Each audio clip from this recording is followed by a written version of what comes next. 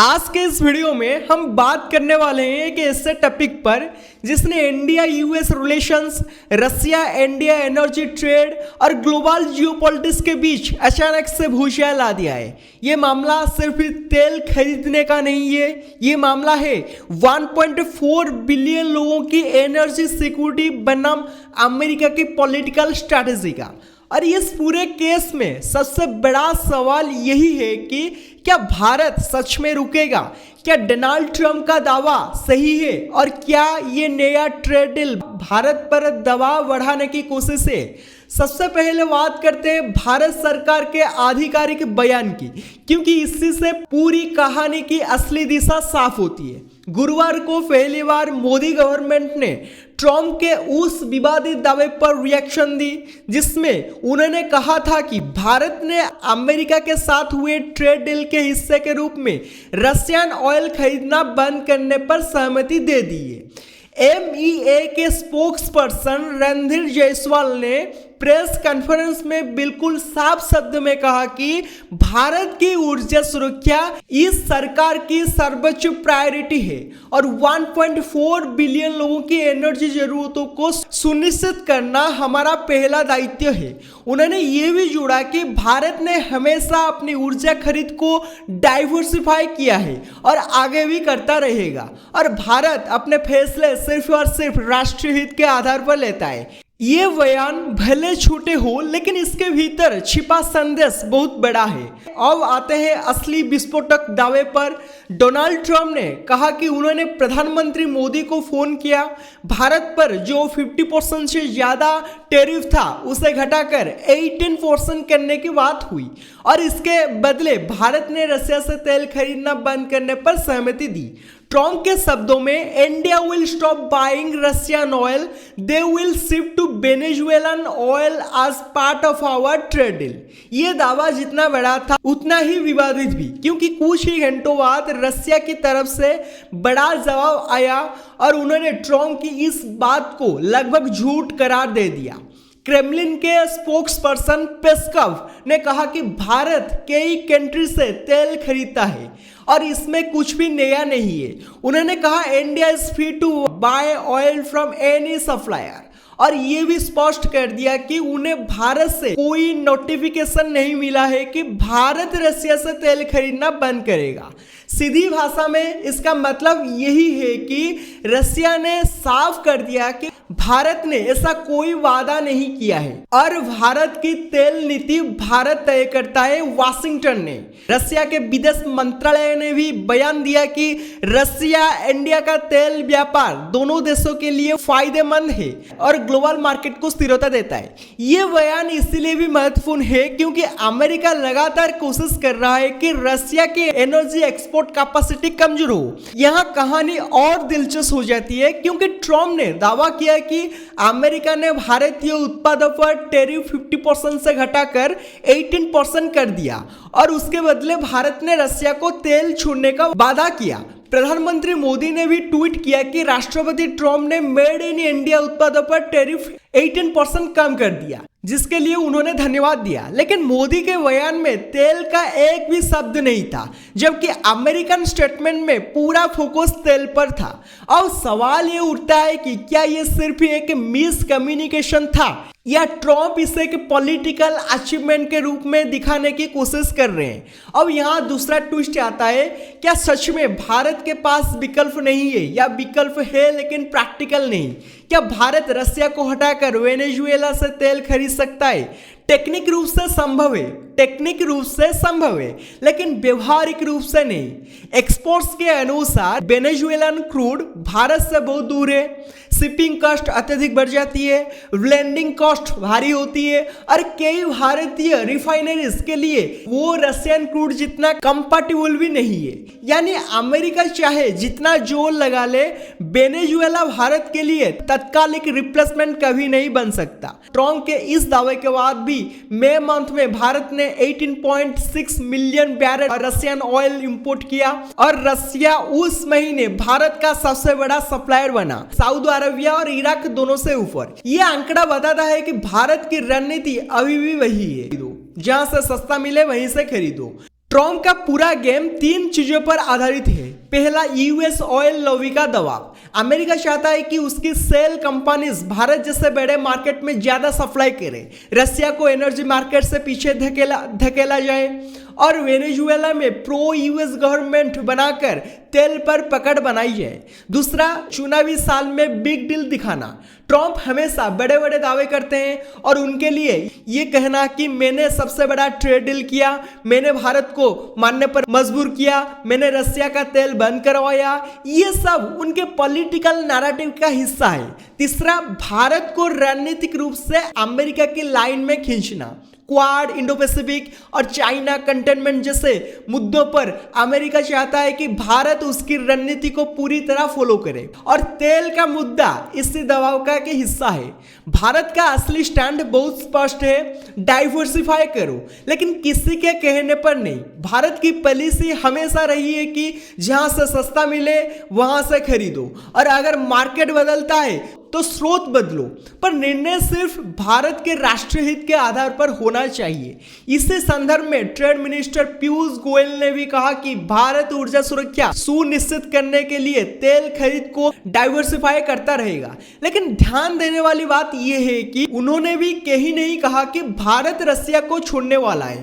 Trump ने अपने बयान में यह भी कहा कि अमेरिका किसी भी देश पर 0% से 500% तक टैरिफ लगा सकता है। ये लाइन कई लोगों के लिए चिंता का कारण बनी, क्योंकि इससे लग सकता है कि भारत पर टैरिफ का हथियार इस्तेमाल किया जा सकता है। लेकिन असलियत ये है कि आज भारत का बाजार इतना बड़ा और इतना महत्वपूर्ण है कि अमेरिका खुद नुकसान उठा लेगा अगर वो भारत से दूरी बनाए। एप्पल, टेस्ला और हजारों अमेरिकन कंपनीज भारत पर निर्भर है।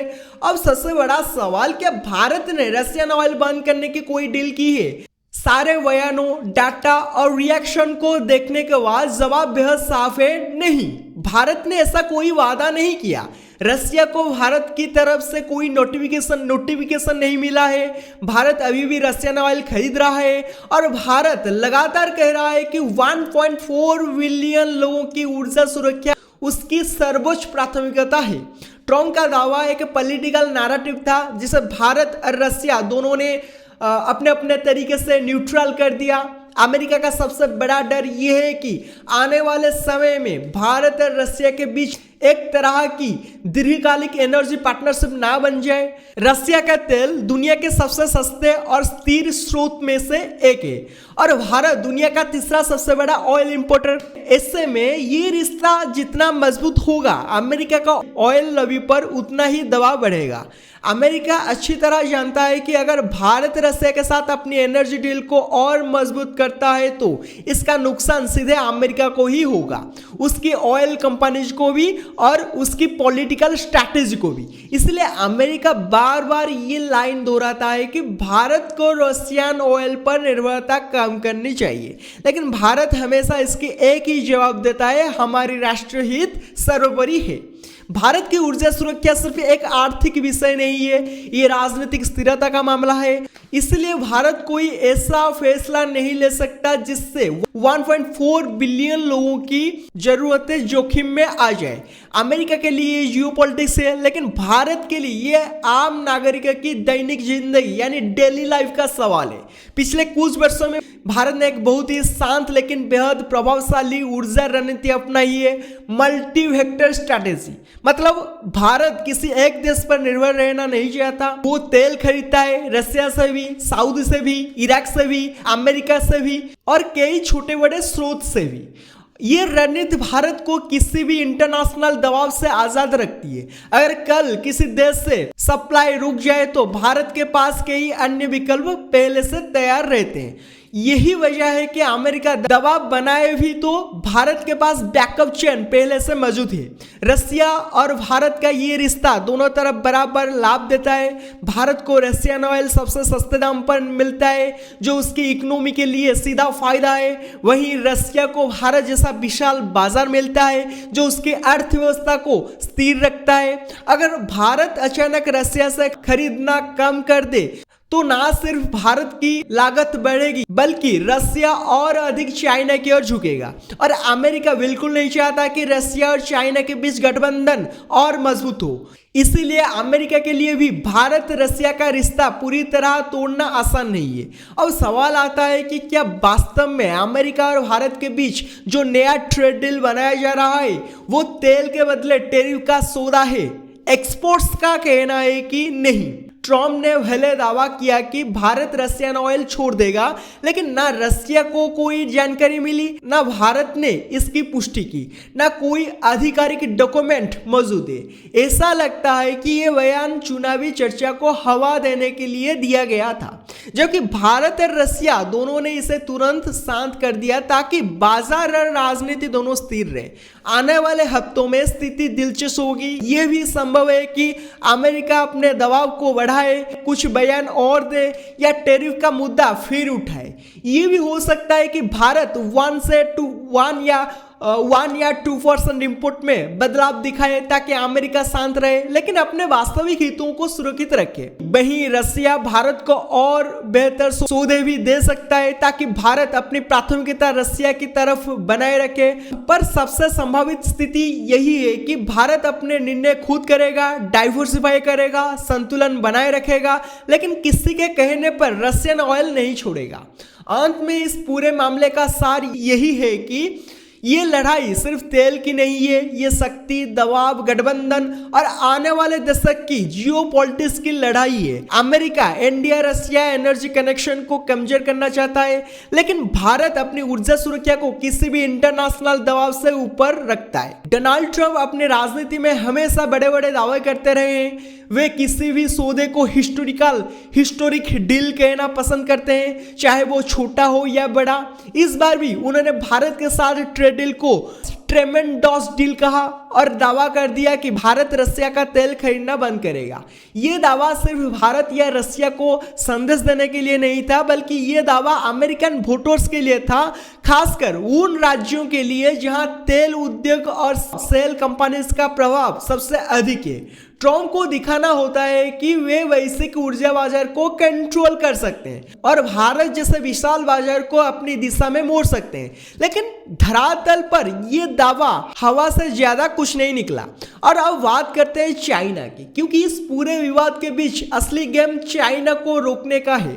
अमेरिका अच्छी तरह जानता है कि आज रसिया और चाइना की साझेदारी जितनी मजबूत है वो आने वाले वर्षों में और गहरी होगी, और भारत रसिया से दूरी बनाता है तो इसका सीधा फायदा चाइना को मिलेगा। रसिया मजबूरी में अपनी ऊर्जा, टेक्नोलॉजी और सैन्य साझेदारी चाइना के साथ और बढ़ा देगा।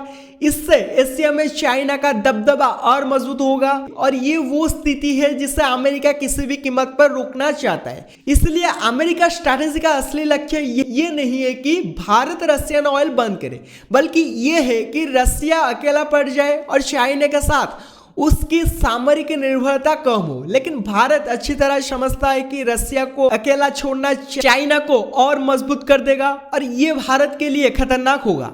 भारत के लिए पूरा मामला है कि संतुलन का खेल है, क्योंकि भारत ना रसिया को नाराज कर सकता है और ना अमेरिका से दूरी बना सकता है। एक तरफ रसिया भारत को सस्ते और स्थिर तेल की पहुंच देता है, दूसरी तरफ अमेरिका भारत का सबसे बड़ा व्यापारिक साझेदार है और एशिया प्रशांत में चाइना को संतुलित करने का सबसे अहम पासिव पार्टनर।